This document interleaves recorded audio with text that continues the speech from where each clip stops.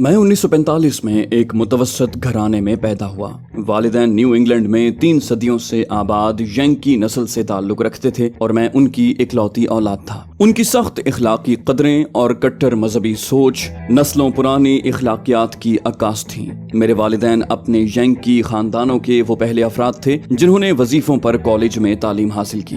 والدہ high school میں لاطینی زبان کی استانی بن گئیں اور والد نے دوسری جنگ عظیم میں نیوی میں بطور لیفٹیننٹ شمولیت اختیار کی۔ ہینوور نیو ہیمپشائر میں میری پیدائش کے وقت وہ ٹیکسس ہسپتال میں داخل تھے جہاں ان کے کولہے کی ٹوٹی ہوئی ہڈی کا علاج ہو رہا تھا۔ میں ان سے اس وقت مل سکا جب 1 سال کا ہو چکا تھا۔ پھر انہوں نے نیو ہیمپشائر کے دیہی علاقے میں واقع ٹیلٹن اسکول میں ملازمت کر لی۔ لڑکوں کے اس بورڈنگ اسکول میں وہ لسانیات کے استاد تھے۔ امتیازی نوعیت کے حامل اس اسکول میں 9ویں سے 12ویں جماعت تک ہر گریڈ میں صرف 50 طلبہ کو داخلہ ملتا۔ یہ طلبہ زیادہ تر بیونس آئرس، کراکس، بوسٹن اور نیو یارک کے دولت مند گھرانوں سے تعلق رکھتے تھے۔ ہمارے گھر میں روپے پیسے کی بہت تنگی تھی مگر ہم لوگ خود کو غریب ہرگز نہیں سمجھتے تھے۔ اسکول ٹیچرز کی تنخواہیں بہت کم ہوتی تھیں مگر ہمیں تمام بنیادی سہولتیں مثلاً خوراک، رہائش، پانی، بجلی مفت فراہم کی جاتی، حتیٰ کہ ہمارے لان کی گھاس کاٹنے اور برف ہٹانے کے لیے بھی مفت خدمات مہیا کی جاتی۔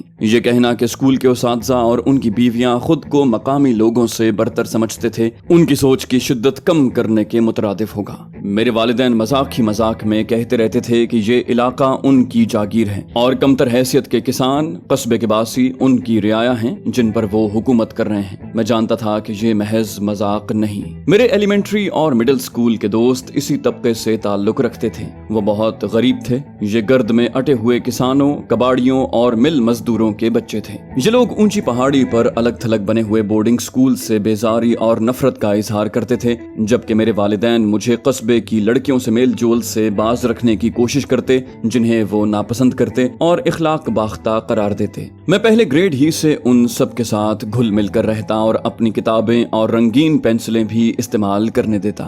میرے لیے اپنے والدین کی سوچ کو سمجھنا اور اس سے مطابقت پیدا کرنا سخت دشوار تھا۔ موسم گرما میں ہم والد کی 3 ماہ کی تعطیلات ایک جھیل کے کنارے بنے ہوئے کاٹیج میں گزارتے تھے جو میرے دادا نے 1921 میں بنایا تھا۔ اس کے چاروں طرف جنگل تھا اور رات کو ہمیں الوؤں اور پہاڑی شیروں کی آوازیں سنائی دیتی۔ ہمارے پڑوس میں کوئی مکان تھا نہ آس پاس کوئی اور آبادی۔ 14 سال کی عمر میں مجھے ٹلٹن اسکول میں مفت تعلیم کی سہولت حاصل ہو گئی۔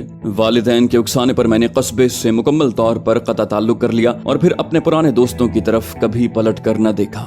جب میرے نئے ہم جماعت تعطیلات منانے اپنے پرشکوہ مکانات اور عشرت قدوں کو سدھارتے تو میں بالکل اکیلا رہ جاتا۔ میں اس تنہائی میں سخت مایوسی اور دل گرفتگی کا شکار رہتا۔ میرے والدین جوڑ توڑ کے ماہر تھے۔ انہوں نے مجھے یقین دلایا کہ ایسا موقع میرے لیے بڑے اعزاز کی بات ہے اور وقت آئے گا جب میں اس کے لیے ان کا شکر گزار ہوں گا۔ مجھے بہترین بیوی بھی مل جائے گی، ایسی بیوی جو ہمارے اعلیٰ اخلاقی معیار سے مطابقت رکھتی ہو۔ میں اندر ہی اندر کھولتا رہتا تاہم علم بغاوت بلند کرنے کی بجائے میں نے اپنا غصہ دبا دیا اور اپنی محرومی کا ازالہ دیگر شعبوں میں بہترین صلاحیتوں کے بھرپور اظہار سے کیا۔ میں ایک قابل فخر طالب علم تھا، یونیورسٹی کی 2 ٹیموں کا کپتان اور اسکول کے اخبار کا ایڈیٹر بھی تھا۔ میں نے پورا تہیہ کر لیا تھا کہ اپنے دولت مند ہم جماعتوں کو کچھ کر کے دکھاؤں گا اور پھر ٹلٹن اسکول کی طرف کبھی پلٹ کر بھی نہیں دیکھوں گا۔ اپنے سینئر ایئر کے دوران براؤن میں داخلے کے لیے مجھے مکمل ایتھلیٹکس اسکالرشپ اور مڈل بری کے لیے تعلیمی وظیفہ ملا۔ میں نے براؤن جانے کا فیصلہ کیا کیونکہ میں ایتھلیٹ بننا چاہتا تھا اور پھر یہ اسکول شہر میں واقع تھا۔ میری والدہ نے مڈل بری سے گریجویشن کیا تھا اور میرے والد نے بھی یہیں سے ماسٹرز کی ڈگری حاصل کی تھی، لہٰذا دونوں نے ہی مڈل بری کو ترجیح دی۔ والد نے کہا کہ اگر تم اپنا پیر تڑوا بیٹھے تو کیا ہوگا، بہتر یہی ہے کہ تم مڈل بری کا تعلیمی وظیفہ قبول کرو۔ میں مجبور تھا۔ میری نظر میں مڈل بری بھی ٹلٹن اسکول ہی کی قدر نمایاں اور بہتر شکل تھی، بس فرق تھا تو صرف اتنا کہ یہ نیو ہیمپشائر کے دیہی علاقے کی بجائے ورمانٹ کے دیہی علاقے میں واقع تھا۔ یہاں مخلوط تعلیم تھی مگر میں ایک غریب طالب علم تھا جبکہ دیگر طلبہ زیادہ تر دولت مند گھرانوں سے تعلق رکھتے تھے۔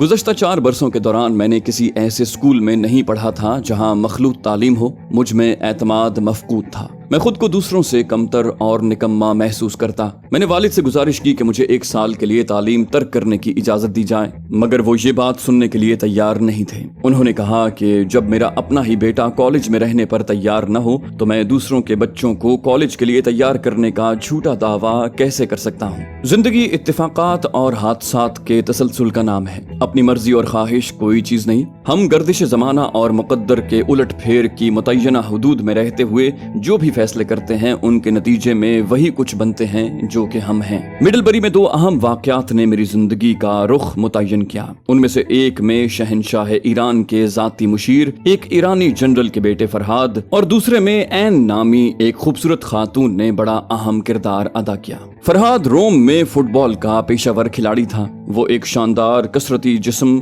स्याह घुंघराले बालों, पुरकशिश आंखों और मसूर कुन मकनातीसी शख्सियत का मालिक था। उस पर औरतें परवाना वार फिदा होती थीं। वो कई एतबार से मुझसे बिल्कुल मुख्तलिफ था। मुझे उससे दोस्ती के लिए बड़ी जिद्दोजहद करना पड़ी और मैंने उससे बहुत कुछ सीखा जो आने वाले बरसों में मेरे बहुत काम आया। ऐन से मुलाकात और दोस्ती दर हकीकत मेरे लिए एक सच्ची और बेलौस मोहब्बत का पहला तजुर्बा था। फरहाद ने मुझे शराब नोशी और पार्टियों में शिरकत पर उकसाया और वालिदैन को नजरअंदाज करने का मशवरा दिया। मैंने पढ़ाई में दिलचस्पी लेना छोड़ दी और तालीम का सिलसिला मुनक़ता करके वालिद साहब से हिसाब बराबर करने का फैसला किया। मेरे ग्रेड कम होते गए और नतीजतन मैं अपने वजीफे से महरूम हो गया। दूसरे तालीमी साल के दौरान ही मैंने तालीम तर्क करने का फैसला कर लिया। वालिद ने मुझसे क़ता ताल्लुक की धमकी दी। फरहाद ने बढ़ावा दिया और मैंने स्कूल छोड़ दिया। ये मेरी जिंदगी का बड़ा अहम मोड़ था। फरहाद के साथ मैंने उस शहर में अपनी आखिरी रात का जश्न एक शराब खाने में मनाया, जहां एक इंतहाई कवी हैकल और बुरी तरह मदहोश शख्स ने मुझ पर अपनी बीवी से छेड़खानी का इल्जाम लगाया और मुझे उठाकर दीवार पर दे मारा। फरहाद आगे बढ़ा और चाकू निकालकर उस शख्स का जबड़ा चीर दिया।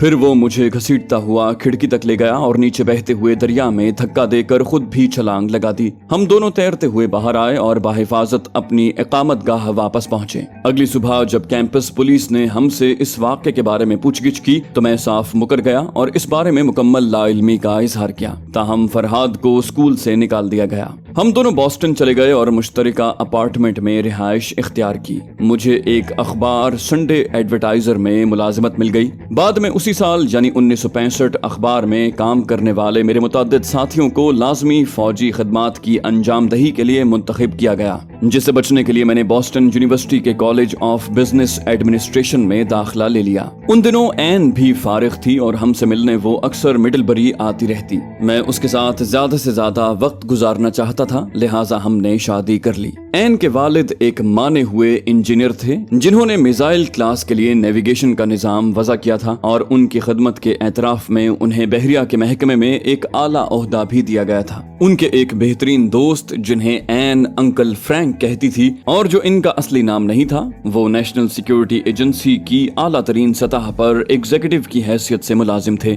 जो कि मुल्क का बड़ी हद तक गैर मारूफ मगर हर एतबार से सबसे बड़ा जासूसी इदारा है। हमारी शादी के कुछ ही अरसे के बाद फौज ने मुझे तिब्बी मुआयने के लिए तलब कर लिया, जिसमें मुझे कामयाब करार दे दिया गया और यूं ग्रेजुएशन के बाद वियतनाम जाने का खतरा सर पर मंडलाने लगा। हरचंद के जंग मेरे लिए हमेशा कशिश का बायस रही है, लेकिन जुनूब मशरकी एशिया में लड़ने के तसव्वुर ने ही जज्बाती तौर पर मेरे तारो पौध बिखेर दिए। मैं अपने नौ आबादियाती अजदाद की दास्तानें सुन सुनकर परवान चढ़ा था, जिनमें थॉमस और ईथन एलन जैसे लोग शामिल थे, और मैंने न्यू इंग्लैंड और बालाई रियासत न्यूयॉर्क के इन तमाम मकामात को देखा था जहां फ्रांसीसी और इंडियन सफ आरा हुए और जहां इनकलाबी जंगें लड़ी गईं। मैंने हर उस तारीखी नॉवल का मुताला किया जो मेरे हाथ लगा। दर हकीकत आर्मी स्पेशल फोर्सेस के दस्ते पहले पहल जनूबी एशिया में दाखिल हुए तो मैं भी उनमें शामिल होने का ख्वाहां था, मगर जब मीडिया ने अमरीकी पॉलिसी की इंतहाई वहशियाना और उसूलों से इनहिराफ पर मबनी कार्रवाइयां बेनकाब की तो मैंने अपने अंदर तब्दीली महसूस की। मैं इस उलझन में पड़ गया कि स्पेन इस जंग में किसका साथ देता, और मुझे यकीन था कि वो हमारे दुश्मनों के साथ ही होता।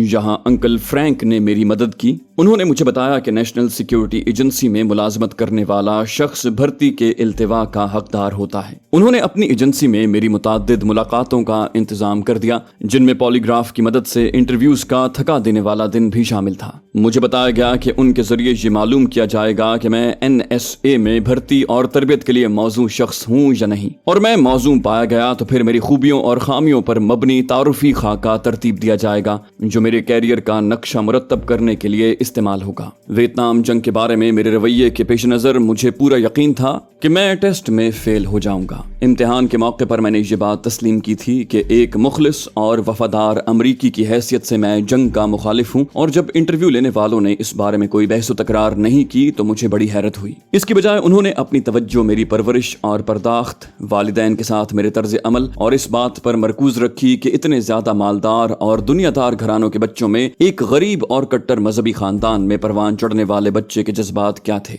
उन्होंने मेरी जिंदगी में रंगीनी और मालो दौलत के फुकदान की बिना पर जन्म लेने वाली मायूसी और महरूमी और उसके नतीजे में एक तसव्वुराती दुनिया में मगन रहने के इम्कान को भी अच्छी तरह खंगाला। उन्होंने फरहाद से मेरे ताल्लुकात पर जितनी तवज्जो दी और उसको बचाने के लिए कैंपस पुलिस से मेरे झूठ बोलने के मामले में जिस दिलचस्पी का इजहार किया, उस पर भी मुझे सख्त हैरत हुई। पहले तो मैं ये समझा कि ये तमाम बातें इतनी मनफी नौयत की हैं जो मुझे नेशनल सिक्योरिटी एजेंसी की मुलाजमत के लिए रद्द करने को काफी हैं, मगर इंटरव्यूज का सिलसिला जारी रहना किसी और ही बात की गम्माजी कर रहा था। इस हकीकत का एहसास तो मुझे कई साल बाद हुआ कि NSA के नुक्ते नजर से यही मनफी पहलू दर हकीकत मस्बत खुसूसियात की हैसियत रखते थे। उन्होंने जिन मामलात की बुनियाद पर मेरी सलाहियतों का तयन किया था, उनका मुल्क से मेरी वफादारी से कम और मेरी जिंदगी की महरूमियों से ज्यादा ताल्लुक था। अपने वालिदैन से मेरी नाराजी, मेरी जज्बाती महरूमियां और अच्छी जिंदगी गुजारने की शदीद ख्वाहिश ने उन्हें मुझे ज़ेरे दाम लाने के मौके फराहम किए। मुझे आसानी से वरगलाया जा सकता था। स्कूल और खेलों में बेहतरीन कारकर्दगी का अज़्म, अपने वालिद के खिलाफ बगावत पर आमादा होना, गैर मुल्कियों से मेल जोल की सलाहियत और पुलिस से झूठ बोलने पर मेरी आमादगी, ये ऐसी खुसूसियात थी जिनके वो मुतलाशी थे। बाद में मुझे ये भी पता चला कि फरहाद के वालिद ईरान में अमरीकी इंटेलिजेंस के लिए काम करते थे, इसलिए फरहाद के साथ मेरी दोस्ती यकीनन एक इजाफी खुसूसियत साबित हुई। नेशनल सिक्योरिटी एजेंसी में टेस्ट के चंद हफ्ते के बाद मुझे फन्ने जासूसी की तरबियत शुरू करने के लिए मुलाजमत की पेशकश की गई, जिसका आगाज बॉस्टन यूनिवर्सिटी से मुझे डिग्री मिलने के कई माह के बाद हुआ। ताहम बाज़ाब्ता तौर पर यह पेशकश कबूल करने से कबल मैंने बॉस्टन यूनिवर्सिटी में पीस कोर के ज़ेरे एहतमाम एक सेमिनार में शिरकत की, जिसका एक अहम पहलू ये था कि नेशनल सिक्योरिटी एजेंसी की तरह पीस कोर के मुलाजमीन को भी जंगी भर्ती के इल्तिवा का इस्तेहकाक हासिल था। सेमिनार में शिरकत का फैसला भी उन इत्तेफाकी वाक़यात में शामिल था जिनकी उस वक्त कोई अहमियत नहीं थी, मगर बाद में उनके मुज़मिरात ने जिंदगी का रुख बदल कर रख दिया। पीस कोर के लिए भर्ती करने वालों ने दुनिया भर के मुख्तलिफ मकामात की निशानदही की जहां खास तौर पर रजाकारों की जरूरत थी। उन्होंने बताया कि ऐसा ही एक इलाका अमेज़न के जंगलात हैं जहां यूरोपीय अक़वाम की आमद से कबल मकामी लोग शुमाली अमरीकी बाशिंदों के तौर पर जिंदगी बसर करते थे। मैंने हमेशा एबनाकिस की तरह जिंदगी बसर करने का ख्वाब देखा था, जो उस वक्त न्यू हैम्पशायर के बासी हुआ करते थे जब मेरे आबाओ अजदाद पहले पहल वहां आबाद हुए। मैं जानता था कि मेरी रगों में एबनाकी खून गर्दिश कर रहा है और मैं जंगल की इन लोक कहानियों से आगाही हासिल करना चाहता था जिनसे वो बखूबी वाकिफ थे। इस गुफ्तगू के बाद मैंने पीस कोर के जिम्मेदारान से अमेज़न में अपनी तैनाती के इम्कान के बारे में दरियाफ्त किया। उन्होंने मुझे यकीन दिलाया कि उस इलाके में रजाकारों की सख्त जरूरत है और वहां मेरी तैनाती के बेहतरीन इम्कानात हैं। मुझे सख्त हैरत हुई जब अंकल फ्रैंक ने पीस कोर में मुलाजिमत के सिलसिले में मेरी हौसला अफजाई की। उन्होंने मुझे एतमाद में लेते हुए बताया कि हनोई के सकूत के बाद, जो उन दिनों अंकल फ्रैंक जैसी पोजीशन के हामिल अफराद के नजदीक एक यकीनी अमर था, अमेज़न का खित्ता भरपूर सरगर्मियों का मरकज बनेगा।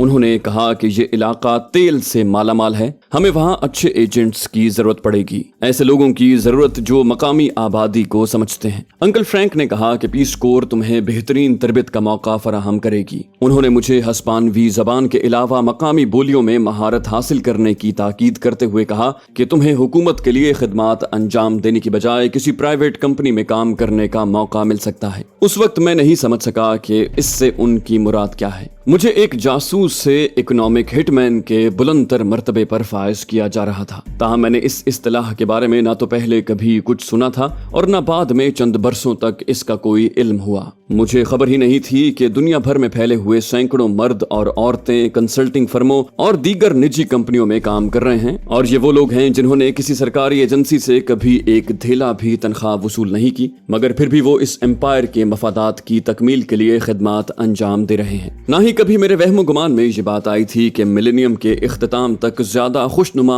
उन्वानात के तहत एक नई किस्म की तादाद हजारों में पहुंच जाएगी और मैं इस फौज जफर मौज की सूरत गरी में अहम किरदार अदा करूंगा। मैंने और एन ने पीस कोर को दरखास्त दी और अमेज़न में तैनाती की गुजारिश की। जब हमारी दरखास्त की मंजूरी की इत्तला मौसूल हुई तो मेरा पहला रद्द अमल शदीद मायूसी से इबारत था। खत में ये इत्तला दी गई थी कि हमें एक्वाडोर भेजा जाएगा, जिसे गलती से मैं अफ्रीका का कोई मुल्क समझ बैठा। हमने ये पेशकश कबूल कर ली। मैंने और एन ने जनूबी कैलिफोर्निया में पीस कोर की तरबियत मुकम्मल की और सितंबर 1968 में एक्वाडोर रवाना हो गए। अमेज़न में हम श्वार कबीले के साथ रहने लगे, जिनका तर्ज जिंदगी नौ आबादियाती दौर से कबल के मकामी शुमाली अमरीकी बाशिंदों से मिलता जुलता था। हमने एंडीज में इनका नस्ल से ताल्लुक रखने वालों के साथ भी काम किया। ये दुनिया का एक ऐसा हिस्सा था जिसकी मौजूदगी के बारे में कभी सोचा भी नहीं था। उस वक्त तक मैं जिन लातीनी अमरीकियों से मिला था उनका ताल्लुक सिर्फ इस स्कूल के मालदार घरानों के तलबा से था जहां मेरे वालिद पढ़ाते थे। मैं इन मकामी लोगों के लिए हमदर्दी के जज्बात रखता था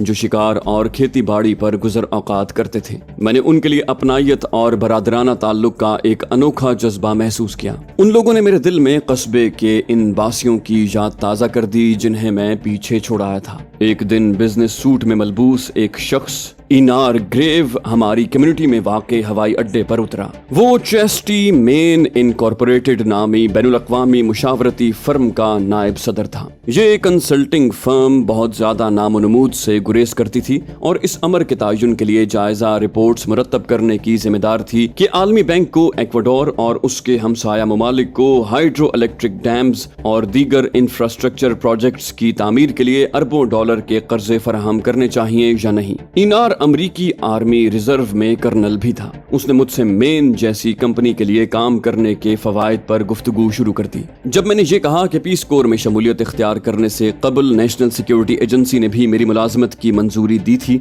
और मैं उनके पास वापस जाने के बारे में गौर कर रहा हूँ, तो इनार ने मुझे बताया कि बाज़ औकात वो खुद भी NSA के राब्ता-ए-कार के तौर पर काम करता है। उसने मुझे ऐसी नजरों से देखा जिनसे शक हो गया कि मेरी सलाहियतों का अंदाजा लगाना भी उसकी जिम्मेदारी का हिस्सा है। अब मैं यकीन से कह सकता हूँ कि वो मेरी शख्सियत को नए हालात के तनाजुर में परखना और खास तौर पर ऐसे माहौल को झेल जाने की सलाहियतों का अंदाजा लगाना चाहता था जो बेशतर अमरीकियों के लिए सख्त नासाजगार हों। हमने एक्वाडोर में चंद दिन इकट्ठे गुजारे और बाद में ईमेल के जरिए हमारा राब्ता बरकरार रहा। उन्होंने मुझे एक्वाडोर के इक्तिसादी इम्कानात पर मबनी जायजा रिपोर्ट्स भेजने की हिदायत की। मैंने उसकी तामील की और एक साल के अरसे में इनार को मैंने कम से कम 15 तवील मरासले भेजे।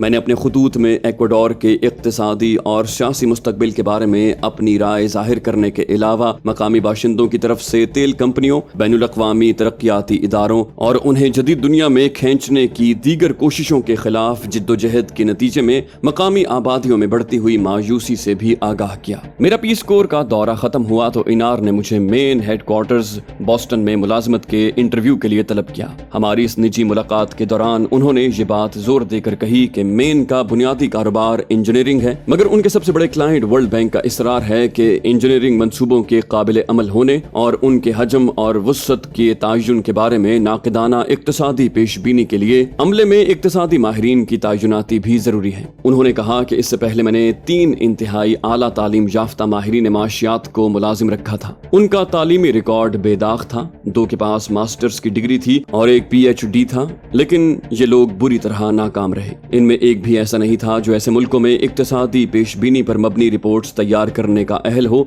जहां काबिल एतमाद आदाद व शुमार दस्तयाब नहीं। इसके अलावा इन तीनों के लिए अपने कॉन्ट्रैक्ट्स की शराइत की तकमील नामुमकिन साबित हुई, जिसकी रूह से उन्हें एक्वाडोर, इंडोनेशिया, ईरान और मिस्र जैसे दूर दराज ममालिक का सफर और मकामी लीडरों का इंटरव्यू करना, नीज उन इलाकों में इक्तिसादी तरक्की के इम्कानात के बारे में जाती अंदाजे और जायजे पेश करना थे। इनमें से एक तो पैनमा के एक दूर उफ्तादा नेवादा गांव में नर्वस ब्रेकडाउन का शिकार हो गया, जिसे अमेरिका वापस भेज दिया गया। ईनार ने कहा कि तुमने मुझे जो खतूत भेजे थे उनसे जाहिर होता है कि अगर ठोस आदाद-ओ-शुमार दस्तयाब न हो तब भी तुम सर खपाने से नहीं घबराते, और एक्वाडोर में तुम जिन हालात में जिंदगी गुजारते हो उन्हें देखते हुए मुझे पूरा यकीन है कि तुम दुनिया के किसी मकाम पर भी जिंदा रह सकते हो। उन्होंने कहा कि मैं इनमें से एक इक्तिसादी माहिर को बरतरफ कर चुका हूँ, और अगर मैं ये मुलाजमत कबूल कर लूँ तो बाकी दोनों माहिरीन को भी बरतरफ कर दिया जाएगा। फिर जनवरी 1971 में मुझे मेन में इकोनॉमिस्ट के ओहदे की पेशकश की गई। मैं 26 साल का हो चुका था। ये वो जादुई उम्र थी जब ड्राफ्ट बोर्ड को फौजी भर्ती के लिए मेरी जरूरत नहीं रही थी। मैंने एन के घर वालों से मशवरा किया, उन्होंने मुझे मुलाजमत कबूल करने का मशवरा दिया, और मैं समझता हूँ कि इसमें अंकल फ्रैंक की राय भी शामिल थी। मुझे याद आया कि उन्होंने इस इम्कान का इशारा दिया था कि आखिरकार मैं किसी प्राइवेट फर्म के लिए काम करूंगा। कभी खुलकर तो कोई बात नहीं हुई, मगर मुझे इसमें मुतलक शक नहीं कि मेन में मेरी मुलाजमत, एक्वाडोर में मेरे तजुर्बात और उस मुल्क की इक्तिसादी और सियासी सूरत हाल के बारे में मेरी तहरीरों के अलावा अंकल फ्रैंक की इन कोशिशों का नतीजा थी जो उन्होंने 3 साल कबल की थी। कई हफ्ते तक तो मेरा सर चकराता रहा। मैं फख्र से फूल कर कुप्पा हो गया था। मैंने तो बॉस्टन यूनिवर्सिटी से सिर्फ बैचलर की डिग्री हासिल की थी, जो इतनी बड़ी और शानदार कंसल्टिंग फर्म में इकोनॉमिस्ट के ओहदे के शायान शान नहीं थी। मैं ये भी जानता था कि बॉस्टन यूनिवर्सिटी के मेरे बहुत से साथी जिन्हें ड्राफ्ट बोर्ड ने मुस्तरद कर दिया था और जिन्होंने MBA और दूसरी डिग्रियां हासिल करने का फैसला किया था, इस पर हसद और जलन भी महसूस करेंगे। मैंने चश्मे तसव्वुर में खुद को एक शेखी बाज सीक्रेट एजेंट के रूप में देखा जो सहर अंगेज सरजमीनों की सैर में मसरूफ है और आला दर्जे की पुरतायुश होटलों के स्विमिंग पूल्स में जाम बदस्त खूबसूरत और तरहदार औरतों के जिलों में राजा इंदर बना हुआ है। हर चंद के ये महज ख्याल था, लेकिन बाद में इल्म हुआ कि इसमें हकीकत का अंसर भी मौजूद था। ईनार ने मेरी खिदमात इकोनॉमिस्ट के तौर पर हासिल की थी, मगर जल्द पता चल गया कि मेरा असल काम इससे कहीं बढ़कर और हकीकतन जेम्स बॉन्ड के किरदार से करीब तर था, जिसका मैं कभी तसव्वुर भी नहीं कर सकता था।